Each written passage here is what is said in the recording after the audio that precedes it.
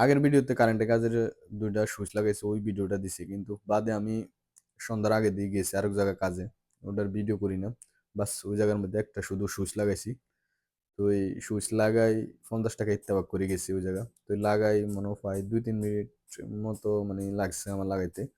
আর time লাগছে শুধু যাইতে আর আসতে।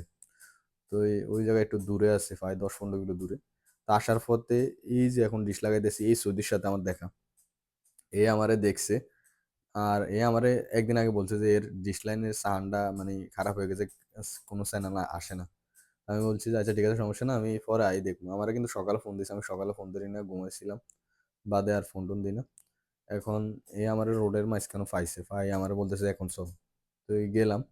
যাই, এই যে সাউন্ডটা দেখতেছি যে একবারেই মিজানিয়া নষ্ট হয়ে গেছে। এখন সাউন্ডটা ঠিক করতেছি। এর সাথে ইত্তেফাক হয় না, এমনি কাজ করতেছি। বাদে ইশারা ঠিক করে দেওয়ার পরে এর কারেন্টের কিছু কাজ করে দিছি। একটা লাইটে সমস্যা হইছে ওই যে ফানির কারণে। মানে বৃষ্টি আইছে তো ওই তারগুলা জ্বলে গেছে। বাইরে তো মানে বাইরের লাইটের পয়েন্ট ওগুলা ঠিক করে দিলাম। আর এই বৃষ্টির কারণে, বৃষ্টি আর তুফানের কারণে এই ডিশের সাউন্ডও নষ্ট হয়ে গেছে। ইশারা গেছে। বাদে এগুলো ঠিক করে এর কাছ থেকে ৯০ রিয়াল